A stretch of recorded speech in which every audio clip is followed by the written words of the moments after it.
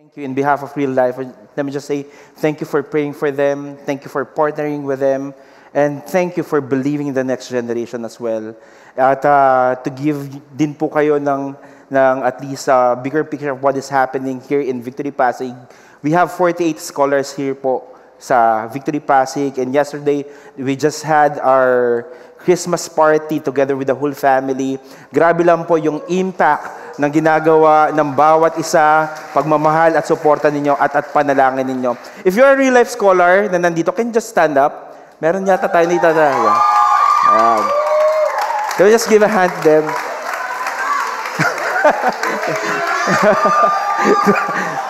Yan po ang mga kabataan. Thank you so much, Juan. Yan po yung mga kabataan na talagang nangangarap at naniniwala na merong Diyos na willing at able mag-provide para sa kanila at para sa pamilya nila. Palakpakan po ulit natin ang ating Panginoon.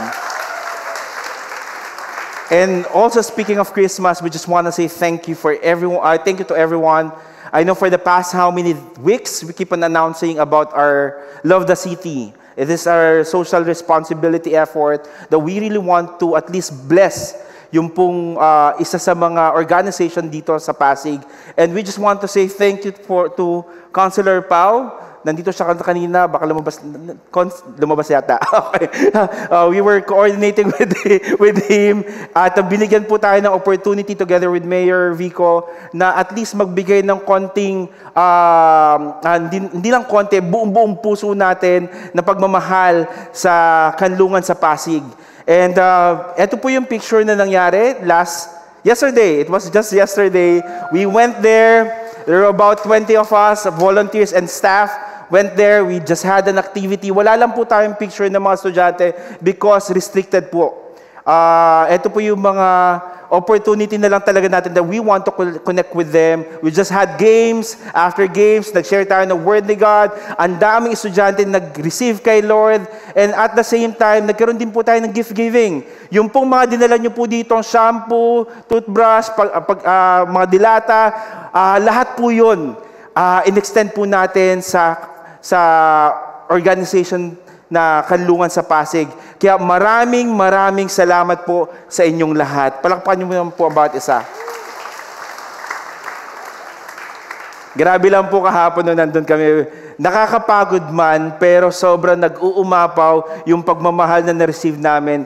Galing sa mga bata, galing sa mga staff na nandun, at lalong-lalo na nag-uumapaw yung pagmamahal ng Panginoon sa bawat isa. Kaya maraming pong salamat ulit sa inyong lahat ng nagbigay, lahat ng nanalangin, maraming salamat po. At huwag niyo po kalimutan, next week, sabi nga po ni Pastor Angelo, lahat tayo may dugo. At wag po kayong matakot, legit po yung magiging Give Blood on Christmas Day natin. Sama-sama tayo kumanta, Give Blood on Christmas Day. Joke lang yun, okay? But more than anything else, I'm really excited today because this is our second week of our series, The Miracle. For the past how many months, since we started this year, parati po natin kino-convey yung message na we are believing that this year is a year of miracle. And I know na lahat tayo dito, meron tayong baong miracle na binigay ang Panginoon. At hindi pa tapos ang buong December or 2023, marami pang pwedeng gawin si Lord hanggang matapos ang taon. Imagine may Christmas pa. Yung mga malamig ang Pasko, hindi mo alam, darating din siya. Yung mga ganon. And at the end of the day, we want you to be encouraged na si Lord, He's really love to perform miracles. That's why every day, pagkagising mo pa lang, pagkaharap mo sa salamin, miracle na kakagad yung nakikita mo. Dahil ikaw ay isang miracle ng Panginoon. And the reason why we have this series is because of the season that we have right now. Lahat tayo as a Filipino, we love to celebrate Christmas. From the start of September pa lang, Bear Month, tayong kauna-unahang nagsiselebrate ng Christmas. Nilalabas na natin yung mga Christmas tree natin at hindi magsisimula ang September na hindi lalabas yung Jose Marichan. So, ano na natin yon, tradition na natin yon. But more than that, we would like to at least celebrate the birth of Jesus. And not only because it's a historical fact, but it is a God's miracle ng pagmamahal niya, at hindi lang yon, we want to celebrate yung Christmas knowing its true meaning. Because sometimes yung Christmas po nagiging pressure na sa atin because of the different exchange gift, different, Christmas party na you need to attend. At yung pinakamahirap, bawat Christmas party may kanya-kanyang theme. Kung pwede yung sinuot mo to sa susunod Christmas party, pwede mo eto na rin. Pero most of the time, iba. At pressure tayo maghanap ng tinatawag na theme sa Christmas party. That's why sometimes nadidiminish yung true meaning of Christmas. That's why today, we will declare that Christmas is all about the love of God, and at the same time, we need to keep in our hearts, in our minds, which diniscuss natin, it's all about Jesus Christ. It's not about the gift that we are about to receive. It's not about the dress that we are about to wear, but it's all about Jesus Christ. Okay po ba? Can I ask everyone to stand up? And we will continue our series. This is our second week. I want you to open your Bible in Matthew chapter 1, verses 22 to 23. Dalawang verses lang po yung babasahin natin.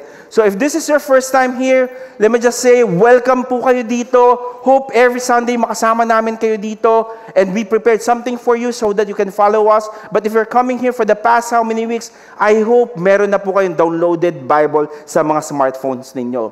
O kaya meron po kayong dalang hard copy ng Bible, kasi the only thing na pinag-uusapan natin dito ay ang Panginoon, ay ang salita ng Panginoon. So ganito po gagawin natin, dahil dadalawang verses naman yan, sabay-sabay na natin sabihin. 1, 2, 3, go.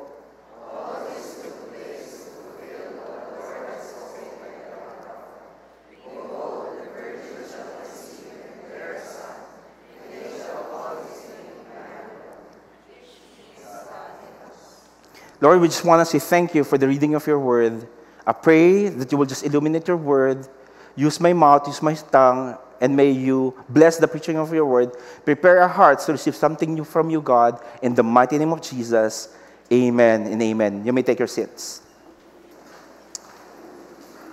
I remember that for the past how many years, ito yung isa sa mga napapansin ko, na this year, yung mga tao, because wala ng COVID, ito yung moment natin na talagang very excited tayo for Christmas party. Ang dami na nating Christmas party na atindan, at for sure, bawat Christmas party, nakakakita na tayo ng tao. Kasi dati, puro Zoom yung Christmas party natin for the past how many years, kasi nga, because of COVID. But this time, it's totally different. Hindi ba kayo nagugulat? Sometimes, pagdating mo sa isang Christmas party, grabe, ang dami na ng tao. Diba? Parang ganon. Kasi ngayon, mas relax at mas confident na yung mga tao to attend Christmas party. And not only that, they are confident to attend Christmas party, we want to enjoy. Tama ba ako? Gusto natin i-celebrate yung Christmas. We want to at least connect with people at yung hindi mawawala, yung tinatawag nating handaan. Sino dito mag-a-agree kayo at maniniwala kayo sa akin na hindi mawawala ang pansit sa handaan? Tama ba ako? Hindi mawawala ang pansit, pero may pantapat yan. Hindi mawawala yung spaghetti. Tama? Kung may pansit, may spaghetti. Ito yung common, kasi pampahaba daw ng buhay. Joke lang. But to be honest, ang isa sa pinakagusto ng mga Filipino, yes, yung kwentuhan, at lalong-lalo na yung kainan. Tama? Ito yung mga moment wherein kinakalimutan natin this year. Wala mo ng diet. Itong season na to. Sayang ang crispy pata eh. Di ba? Sayang yung sisig. Sayang yung braso de Mercedes na dala ng kaibigan mo. Sayang yung mga puton na iba't ibang kulay. At sayang yung lechon na may kagat na apple. Pero, sometimes, our focus, most of the time, napupunta na sa pagkain. At nakakalimutan natin sometimes, bakit ba natin sineselebrate yung Christmas? Ano ba yung nangyari sa journey ni Jesus, ni Joseph, ni Mary, para magkaroon tayo ng opportunity to celebrate Christmas? Alam natin kung paano magluto ng pansit. Alam natin kung paano magluto ng spaghetti. Alam natin kung gaano kasarap at gaano kalutong yung mamula-mulang balat ng lechong baboy. Alam natin yon. But the thing is, in order for us to understand the deeper meaning of Christmas, we really need to go back to the Word of God and understand the very journey of Joseph, Mary, and even Jesus. That's why, as we were reading the Word of God, this is a continuation of the continuation of our first series last week, wherein pinag-usapan natin last week, it's all about the announcement, which is the birth of Jesus. The announcement of the birth of Jesus. Ito yung moment na merong different account si Mary and si Joseph about their encounter with an angel. An encounter of an angel wherein meron silang good news of great joy na gustong i-convey kay Mary at Joseph na ang mangyayari, ito yung darating si Jesus through them.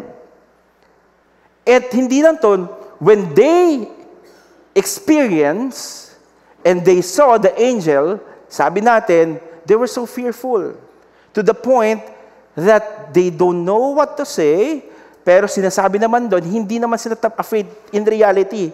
And they were able to convey the message as well. At hindi lang doon, nagtatapos doon. Ayun yung moment wherein kinonvey din ng angel na ang birth, o kung ang mangyayari dito, ay yung birth na ito is not just an ordinary birth, pero yung ipapanganak ni Mary is the Savior of the world. Yeshua. God is my salvation.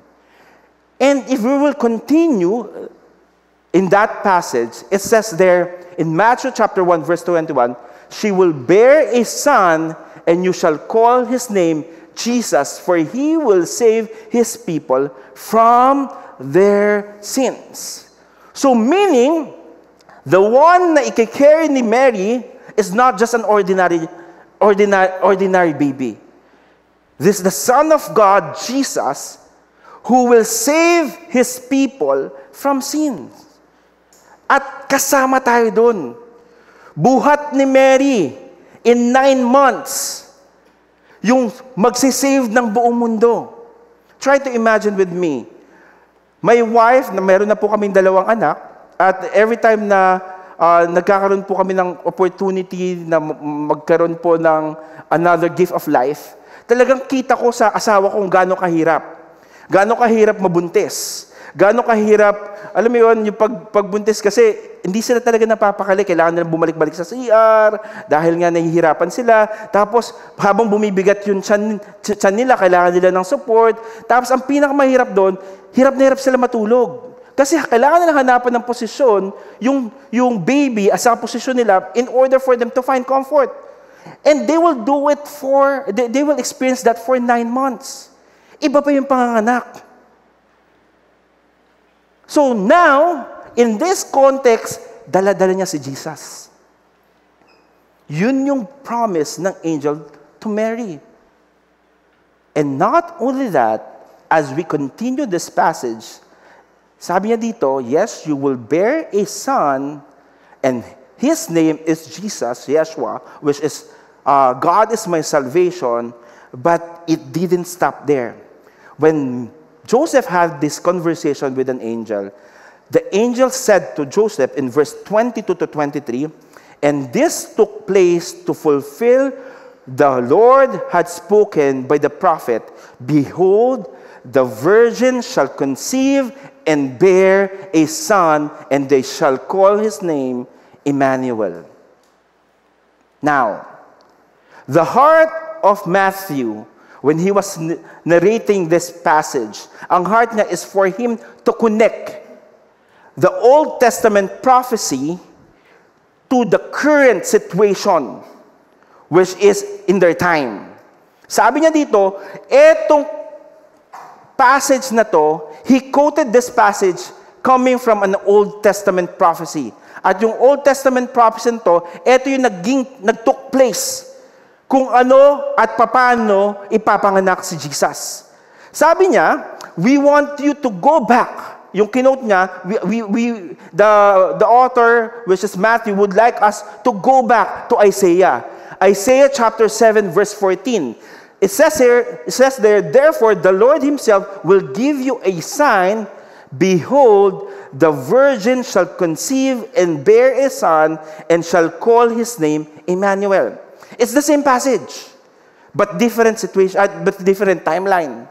So that moment wherein Isaiah prophesied this account, eto kasi yung moment wherein there's a political and military crisis. Ano to? Meaning, yung southern kingdom ng Judah during the time of King Ahaz, gusto sila i-conquer ng northern kingdom ng Judah, plus nagsama pa sila ng Assyria. At ang goal nila ay tirahin yung southern kingdom. To the point na nahihirapan yung mga taga-southern kingdom si King Ahaz dahil alam nila matatalo sila. At kailangan nila ng savior in order for them to win, in order for them to find justice as well. Pero, at that very moment, ang ginawa ni Lord, sinend niya si Isaiah in order for him to convey a very message. And this is the message of Isaiah to King Ahaz. Sabi niya dito, behold, the virgin shall conceive and bear a son, and shall call his name Emmanuel. That is the prophecy of Isaiah. Na ibig sabihin nito, hindi nakakalimutan ng Panginoon kung anong pinagdadaanan ng southern kingdom of Judah. That there will be a time wherein I will save your people. That I'm going to be there. I'm going to send someone in order for you to know that your kingdom will be saved as well. And going back, in Matthew chapter 1, verse 22, sabi niya dito, all this took place to fulfill what the Lord has spoken by the prophet. Ito na po yung time wherein nangyari na. Dumating na si Jesus, pinako siya na sa krus, namatay na si Jesus for the atonement of all our sins, so that we can have a relationship with Him. Now, Matthew is saying, all this took place to fulfill what the Lord has spoken by the prophet. Imagine, yung timeline nito from Isaiah, it took Isaiah 18th century BC, before Christ, and the New Testament, which is 1st century AD. So meaning, sobrang tagal, napakalayo, to the point na several centuries bago nangyari to. Pero, iisa ang heart ng Panginoon for us to be saved. And it happened. That's why yung mga followers ni Jesus, they keep on proclaiming and declaring the message of hope to everybody. Why? Because God remains faithful in fulfilling His promises. Kasi maraming tao hindi nakakaintindi na promise ni God na He will send His only begotten Son, Jesus, for the atonement of our sins. Kaya po tayo nagse-celebrate ng Christmas. Kasi alam mong niligtas ka ng Panginoon. Hindi lang tayo nagse-celebrate ng Christmas dahil sa gifts na meron tayo, dahil sa mga bagay na sa mga pagkain na kakainin natin, pero dahil alam mo, dumating yung tagapagligtas ng buhay natin. And not only that, the very heart of God is for Him to convey the message that He fulfilled His redemptive plan for everybody. That's why we can worship. That's why we can lift our hands to God. That's why we can sing songs and even pray to Him, because of His redemptive plan for everybody. Tumingin ka sa katabi mo. Nagse-celebrate tayo ng Christmas dahil para sa'yo.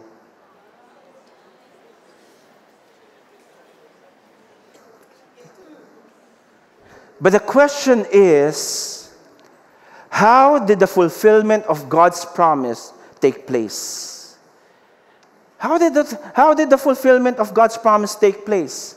Simple lang po, na mahirap i-comprehend. It's all about the miracle of the virgin birth. It's all about the miracle of the virgin birth. It says here in Matthew chapter 1, verse 23, behold, the virgin shall conceive and bear a son, and they shall call his name Emmanuel. The very heart of Matthew is for us to understand that the virgin shall conceive and bear a son. Ano pong ibig sabihin nito? Ibig sabihin nito na si Mary, he will be conceived by the Holy Spirit without any contact to anyone. In order for us to understand the very account of Mary, punta po tayo sa Luke chapter 1, verse 30. Ito yung conversation ni Mary together with an angel. Sabi niya dito, and the angel said to her, "Do not be afraid, Mary, for you have found favor with God, and behold, you will conceive in your womb and bear a son, and you shall call his name Jesus." Ito yung diniscuss natin last week. Now, in the following verse, in verse 34, sabi niya dito, how Mary responded, and Mary said to the angel, "How will this be, since I am a virgin?" Hearing the announcement of angel to Mary, it seems so impossible for that thing to happen. Bakit sobrang imposible? Because logically speaking, hindi naman po siya pwede magkaroon ng anak kasi hindi pa sila kasal ni Joseph. At hindi rin sila pwede magkaroon ng anak kasi hindi sila pwede mag-contact. It's against in their custom, against in their law, and at the same time, they can be stoned to death. And not only that, the funny thing about this passage is that even when the angel appeared to Mary, she never hesitated to ask this very specific question. How will this be? Some of the scholars saying na hindi nagda-doubt si Mary. He was just trying to contemplate things because logically speaking, hindi pwede. Hindi kaya. Hindi mangyayari. Hindi posible. At yung concept na to, hindi siya ordinaryong concept. Dahil kailangan mo ng science in order for you to explain everything. At hindi mahirap, at hindi basta-basta gumawa ng baby. And that's reality. Now, in her mind, paano ito mangyayari? Since I am a virgin. You know what? Marami pong single professional right now. Masingit ko lang. Every time that I talk to them, some of the single women, meron silang ideology right now na, alam mo, gusto ko lang magka-baby, ba't ayaw ko mag-asawa? Okay lang sa akin magka-anak, pero hindi ko kaya i-commit yung sarili ko para isang sa relationship. Kung isipin mo, hindi mangyayari yon without a partner. And that is reality. Hindi sila magkaka-baby without a partner. The same way with Mary. Hindi mangyayari to kung hindi sila kasal ni Joseph. Pero the promise of God, through that angel, she will be conceived. Kahit anong mathematics gawin mo dyan, kahit anong logic gawin mo dyan, kahit baliktarin mo yung mundo, hindi posible. Why? Because the virgin birth is a miraculous and supernatural event that emphasizes God's intervention through the Holy Spirit in the process of Jesus' conception. So meaning, the very promise of God, she will be conceived through the Holy Spirit.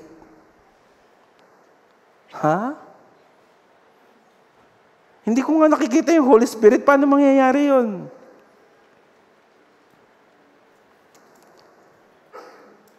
Kung titignan ninyo, parang sobrang mahirap paniwalaan din. But we're celebrating Christmas. Pero ito po yung nangyari. This is the conversation of Mary with the angel. How will this happen? Paano ito mangyayari? At kung itutuloy natin to, hindi tinapos ng angel at sinabi ng angel, bahala ka sa buhay mo. Isipin mo kung paano mangyayari. Basta sinabi ko sa'yo, you will be conceived. But the great thing about God, every time He will say a promise and convey a message to all of us, He will make sure that it will be clear to you. That's why in verse 35, and the angel answered her, the Holy Spirit will come upon you, and the power of the Most High will overshadow you. Therefore, the child to be born will be called Holy, the Son of God. So the angel explained to her kung ano yung magiging process, kung ano yung magiging tsura nito. Sabi niya dito, the Holy Spirit will come upon you and the Most High will overshadow you. Ibig sabihin ng the Most High will overshadow you, supernaturally ang event na to. It cannot be explained by science. It cannot be explained by human understanding because supernatural nga eh. Hindi siya basta-basta maiintindihan ng utak natin. Pero, the very promise of God is His hand is at work in Mary's life. That's the very promise of God. That's it. At ang mabigat pa dito, therefore, after niya sinabi, therefore, the child to be born will be called Holy, the Son of God. I just can't imagine the pressure of Mary that she will carry that child in her womb for 9 months knowing that is the Son of God. Ano kaya si Jesus sa tiyan ni Mary, no? Magalaw kaya siya, masipa. Kasi may ganun yun eh, di ba? Ako lang naman yung nag-iisip ng mga ganon. Medyo ma-imagine kasi ako. So, but look at the pressure. Grabe lang bigat. Grabing bigat yung purpose na binigay ni Lord para kay Mary. At hindi pa natapos doon. Sige, in order for you to be confident at magkaroon ka ng assurance with what I'm saying, in verse 36, sabi niya, and behold, your relative Elizabeth, in her old age, has also conceived a son, and this is the 6th month with her who was called barren. The angel conveyed a very powerful message, a testimony of His mighty works. Yung cousin niya na si Elizabeth, who is barren, now in her 6th month. Grabe lang, no? Ganon si Lord magbigay at magsabi ng message niya. Sobrang clear, to the point na kailangan niya sabihin lahat ng bala na ilalagay niya in order for you to believe. Why? Because at the end of the day, si Lord gusto niyang maniwala ka sa Kanya. Why? Bakit niya gustong maniwala ka sa Kanya? Because I want you to know that the powerful hand of God is at work in making impossibilities possible.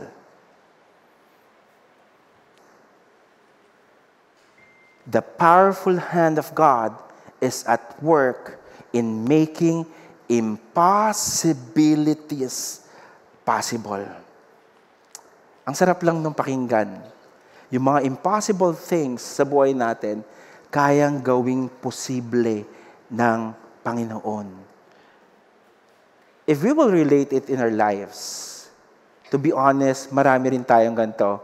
How will this be? We have a lot of those questions already in our minds. How it will be? I remember, meron akong kakilala na for the past 5 years, they're believing for a baby. They're declaring, they're praying, they're sending messages to us na pray with us, we're believing for a baby. First year, walang nangyari. Second year, nagkaroon, pero nagka-miscarriage sila. We're believing again. Third year, wala pa rin nangyari. Fourth year, nagkaroon, pero nag-miscarriage ulit sila. And they never lose hope. Yes, they acknowledge kung ano yung sinasabi ng doctors, but even how many times na sinasabi ng doctors, baka mahirapan kayo. Kasi sabi ng doktor, meron daw autoimmune yung body nung kakilala namin, to the point na kapag nagkaroon ng foreign element sa body nila, ang ginagawa ng mga sundalos ng katawan nila, pinapatay kaagad nila yung foreign element na yon. Kapag pinatay nila yung foreign element na yon, doon nagkakaroon ng miscarriage. And with that, it's really hard for them to have a baby. But they were declaring, you know what? In their 5th year of believing and praying to God, something came up. Ano yung nangyari? Doon po, nagtuloy-tuloy yung pagbubuntis niya to the point na natapos to sa panganganak niya. At right now, 2 na yung anak nila at ang masaya po dito, teenager na yung isa. That's how powerful the hand of God is. Meron kaming kakilala 7 years. For the past how many years, nung 7th year na yon, wala lang, sige lang. Na maraming tao nagtatanong sa ba't hindi pa kayo nagkaka-baby? Alam mo yung pinipressure sila ng mundo? Kung alam niyo lang gusto namin eh. Kung alam niyo lang kung gaano namin gusto magka-baby. Pero when we were talking to them, sabi namin, you just enjoy. You just enjoy and believe. This year, half of the year, third quarter of this year, after ko mag-preach, baba ako dyan. Pagkababa ko, sabi niya sa akin, may papakita kami sa'yo. Sabi ko, ano yun? Pagkapakita sa akin, ultrasound, na nag-conceive sila. And right now, we're very happy and we're still believing. Alam niyo ba, God is a God of possibilities. And God has different ways as well. Meron namang unconventional, which is ito yung moment na, yes, you're believing so much, but iba pala yung way ni Lord. God will give you a different way in order for you to have a baby. Yung iba nag-a-adapt. Because ito yung heart nila, and God will really answer your prayers. Because God is a God of possibilities. And not only in terms of yung pagdadalang tao, but also in different ways. Healing. Marami tayo ditong kakilala na somehow na-diagnose sila ng cancer, pero they're believing and they're fighting and they're declaring that God is the healer of my life. You know what? Cancer-free after. Marami dito naniniwala for provision. Believing for provision. To the point na hindi na nila alam gagawin nila. But yet, at the end of the day, pinahawakan nila na si Lord is my provider. And God provided for them. And the crazy thing about it, or the nakakaboost ng faith na yon, kung ano yung amount ng money na pinagpeprayan nila is the same amount na binigay na blessing ni Lord sa kanila. Ganun ka-faithful ang Panginoon. And my prayer is, no matter how will this be na meron tayo sa buhay natin, never forget this verse, which is yung following verse after verse 36, which is verse 37, profound yun. Sabi niya dito, for nothing will be impossible with God.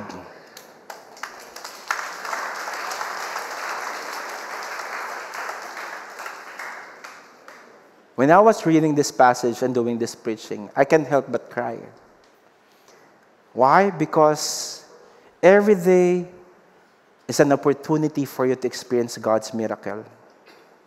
Every day is an opportunity for you to declare the impossibilities can be possible in the name of God. But the question is, will you entertain yung mga how it will be, or will you declare that nothing is impossible with God?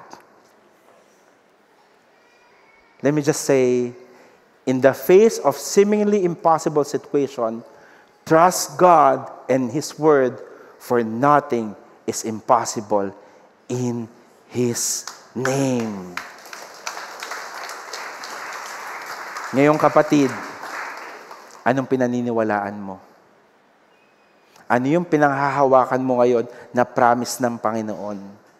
Ano yung hindi mo let go, na ilang years mo nang sinulat sa faith goals mo, pero nandun pa rin kumakapit ka. Kapatid, kapit ka lang, kasi walang imposible sa Kanya.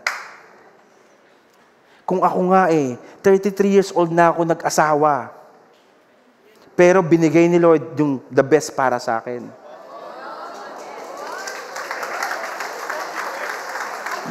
Pogi points. Nothing is impossible with God. Kahit gaano man kahirap, ang mahirap kasi sa atin yung pag-walk natin kay Lord Sometimes, because of the different struggles that we are experiencing in life, it's really hard for us to step even 1 inch closer. It's really hard for us to step another inch again. Why? Because we are carrying so many burdens at all. To the point, akala mo magma-mountain climbing ka, pero dala mo buong bahay mo. May ref ka dito sa likuran, meron ka ditong washing machine, lahat yun dala-dala mo. Pero magmamarathon ka. Hanggat dala-dala mo tong mga bagay na what ifs, I'm telling you, it's gonna be hard for you to declare the impossibilities to be possible. The only thing that we need to do, yung mga how natin, ibaba natin sa feet of the cross of God. At pag naibaba mo yan kay God, hayaan mo si Lord mag-carry ng burden mo, at most of the time, ikaw mismo ang kinikerry niya. Every encounter that we have with God, and every time we surrendered everything to God, is an opportunity in order for you to experience His mighty work. And that is the miracle that God has for you.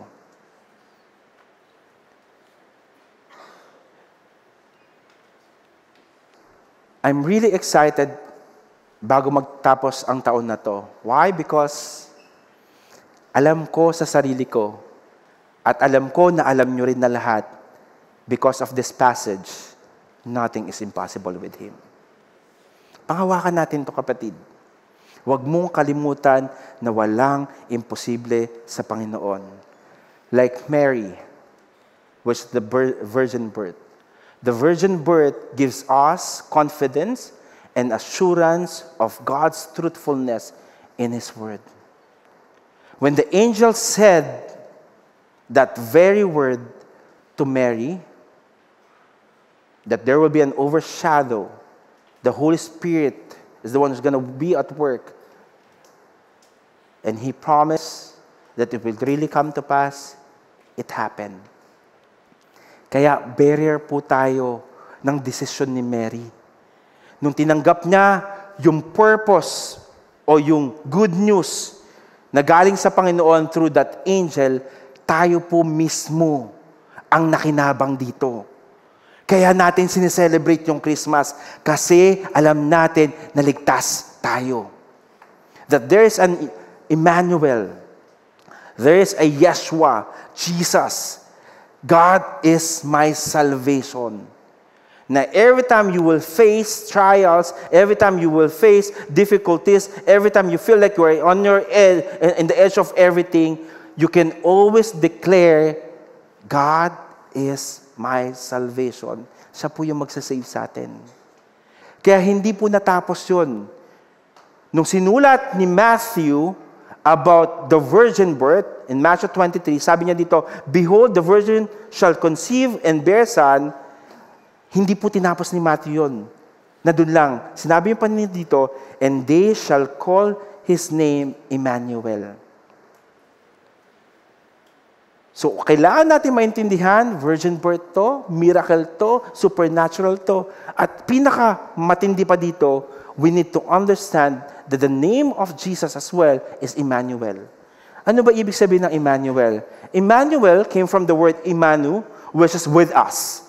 And also the El, which is Hebrew name for God, emphasizing His divine nature.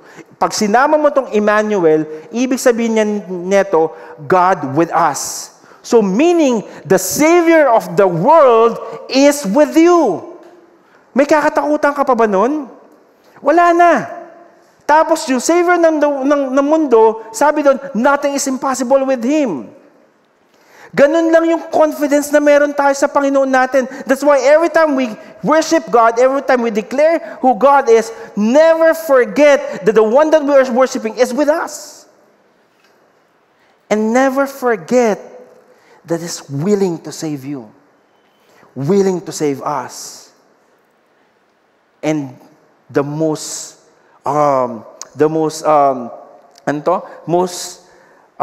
difficult to comprehend na si Jesus, He is God, but even God si Jesus, He is not a distant God.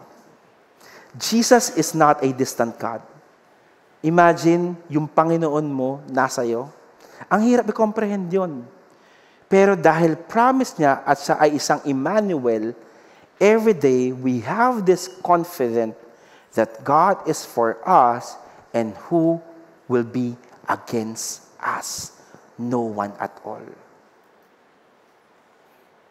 He said, call His name Emmanuel. Ang sarap lang po, no? Naalala ko every time na kasama ko yung mga kaibigan ko. Kapag ikaw lang mag-isa, kunyari, nandun ka sa isang eskinita, tas yung eskinita no, medyo madilim, tas may mga aso, nakakatakot, di ba? Parang, kapag madilim na to, parang magdadoubt ka, lalakad ba ako dito? Baka habulin ako ng aso. Nakakatakot yun, to be honest. Tas yung ilaw pa, yung gumagano-ganon, yung pumipitik-pitik, abay, karipas ka talaga ng takbo nun. So, kapag ikaw lang mag-isa, kakabahan ka. Pero pag kasama mo yung tropa mo, aba, medyo confident ka. Nasaan ang aso? Labas mo. Iba yung confidence mo. Tama. Kasi alam mo sa sarili mo, may kasama ka. Alam mo sa sarili mo na mayroong magtatanggol sa'yo. Alam mo sa sarili mo, may tropa kang ready to rest back kung may mangyari man. Tama ba ako? So imagine, itong mga taong katropa mo, kaibigan mo, limited din to. Pag hinabol ng aso, baka unang kumaripas yan na takbo. Pero iba pa rin talaga yung may kasama. Kahit sama-sama kayo tumakbo, okay lang, at least may kasama ka. Pero, try to imagine with me, the one who owns everything, and His name is Emmanuel, who is with us, na every time or every day of your life, the promise is He's with you. The promise is He's with you. Kapag papasok sa office, He's with you. Kapag kausap mo yung boss mo, magpe-present ka ng project proposal, He's with you. Kapag pupunta ka sa hospital, magpapacheck up ka, He's with you. Kapag nahihirapan ka, umiiyak ka sa gilid na o corner ng bahay mo, He's with you. Kapag bumabaksak yung business mo, He's with you. Kapag manliligaw ka, gusto mong magsabi sa liligawan mo, He's with you. Kapag nabasted ka, He's with you pa rin. Habang naglalakad ka sa altar, He's with you. What I'm trying to say, God will never leave you. And that is the promise of God to all of us. My question is, why in our culture right now, and why in the tradition that we have right now, sometimes when we celebrate Christmas, Jesus is not with you?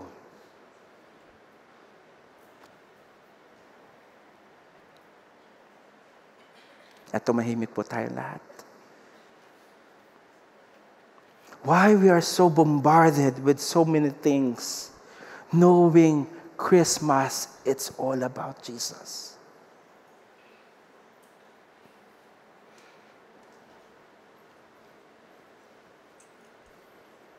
Now, let me encourage you. Emmanuel, God with us, is an assurance of God's continuous miracle work in bringing salvation and redemption to everyone.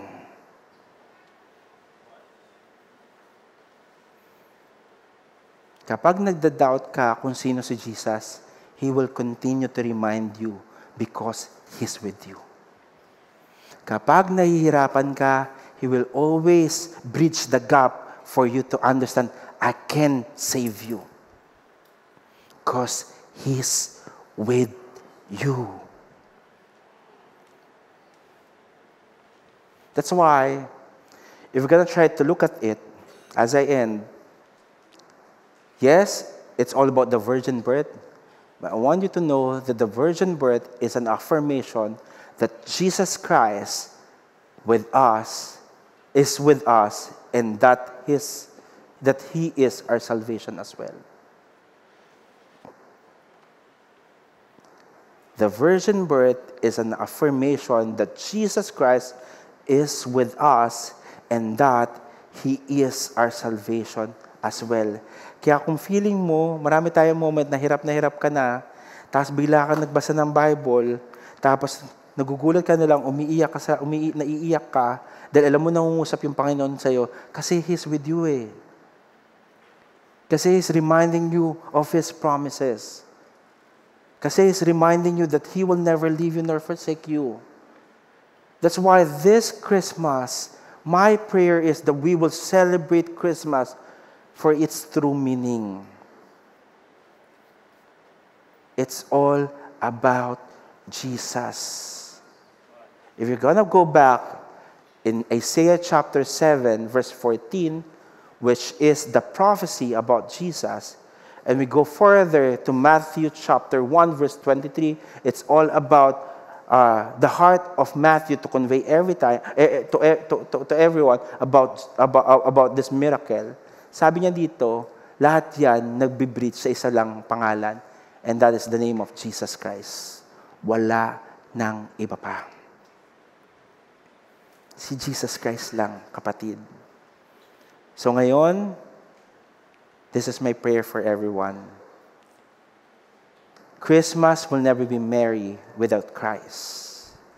That's why let's celebrate Christmas understanding its true meaning. Can I ask everyone to stand up?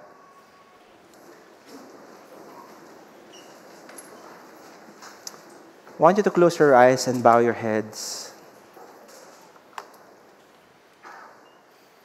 I really believe God would like to minister to all of us. An opportunity for us to give everything to Him. An opportunity for us to even celebrate Christmas na alam natin yung true meaning. I would like to pray for those people na 15 days na lang yung Christmas, pero eto yung nasa utak natin. How will it be? Paano ba ito mangyayari? Paano ko ba isa-celebrate yung Christmas? Wala dito yung family ko. Ako lang mag-isa. Broken yung family ko as of now. Wala akong panghanda. Wala akong pambayad ng bills. Wala akong moment for me to say, Lord, it's gonna be a Merry Christmas. But now because you know that the very essence of Christmas is all about understanding what Jesus accomplished in and through you, that you are safe, that He is with you, and that is more than enough reason for you to celebrate Christmas. If you are pressured with this quote-unquote Christmas, and you want to lay it down to God, Lord, bagoy mo yung puso ko. Itama mo yung puso ko. Na isa-celebrate ko pa rin yung Christmas with joy in my heart and most especially peace in my heart. If that is you, no looking around, I want you to raise your hand and I'm gonna pray for you. A moment for you to surrender. How will it be? I want you to raise your hand right now. I'm gonna pray for you. God says that hand. God says that hand. God says that hand. God says that hand. Wow. Lord, you see the hand of these people. na sobrang blurry pa rin, Panginoon, sa kanila kung paano nila isa-celebrate yung Christmas. Lord, I pray that whatever heavy burden that they have right now, Lord, you said in your word that you are the God of peace.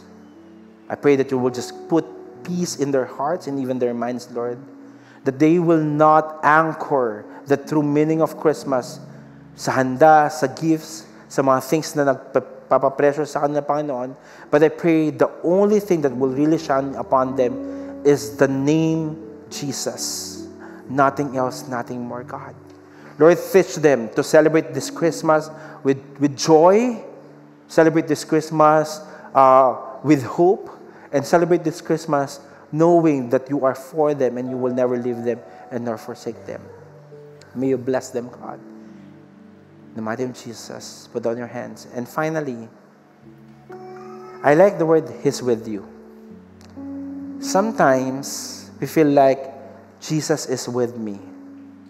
The only time you can say that Jesus is with me once we empty ourselves. Once we surrender everything to God. Mahirap po mag-celebrate ng Christmas kung wala naman tayong relationship sa isang tao. O sa taong nagsa-celebrate. Tawag po doon gate crusher. Makikipunta ka ng party, tapos hindi mo makilala yung tao, tapos nakikikain ka, tapos, sino ba may birthday? Sino ba may birthday? Mas masarap po mag-celebrate ng Christmas kung kakilala mo at may relationship ka sa taong sineselebratean ng event na yon. And the only time you will appreciate the true meaning of Christmas once you have a relationship with God. Once you accepted Him as your Lord and Savior, you will see the beauty of Christmas. You will see the essence of Christmas. You will see the purpose of Christmas. Without looking around, close your eyes and bow your heads. If you are here, you want to have a new meaning of Christmas, my challenge for you and my encouragement as well is to surrender your life to God. To surrender your life to Jesus. For He is so willing to pour out so much love to you so that you will have a different perspective and even a different approach this coming Christmas. If that is you, you're saying, Lord, I want you. I want that. I want that relationship. In the count of 3, without any hesitation, I want you to raise your hand boldly, saying, that's me, God. 1, 2, 3. Raise your hand. God sees that hand. God sees that hand. God sees that hand. God sees that hand. Wow. There's a lot. God sees that hand. I'm not going to prolong this. If that is you, just raise your hand. Keep raising it high as possible as you can. Wow. Wow. For those, put down your hands. I'm going to throw a challenge. If you're very serious with the decision na ginagawa mo ngayon, I want you to get your things and I want you to go here in front and I will pray for you. Can we just give a hand to those people na nagtaas ng kamay? Punta kayo sa harapan. Kay Maya. Kindly usher them. Yeah, just go here in front. Pagpiprayan ko lang kayo. We will pray together as a church community. Yeah, come here. Come here in front. Come here in front. Yeah, come here in front. Don't be shy. Sige, punta lang kayo sa harapan. Wow.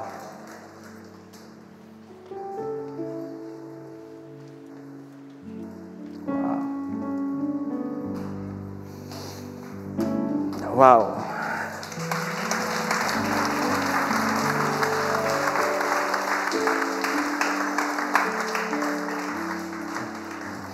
Okay. Unang-una, let me just say, thank you for responding sa call ni Lord sa buhay ninyo. I know it's not easy to go out there, tapos punta kayo sa harapan dito, medyo jahe. Pero it's just a step of faith. And let me just congratulate you because this is the best decision na ginawa ninyo sa buhay ninyo. And I want you to raise your hands as an act of surrender. And for those people at the back, can we just lift our hands to them? Let's just pray a prayer of blessing to them as well. And I want you to pray after me. Lord Jesus, thank you for bringing me in this place. It's not an accident. You want me to experience you. Lord, I'm sorry for all the things that I've done in the past. Right now, I surrender my life to you. Be my Lord, be my Master, be in control of my life. And thank you for giving me an opportunity to celebrate Christmas knowing its true meaning. And that is my relationship with you.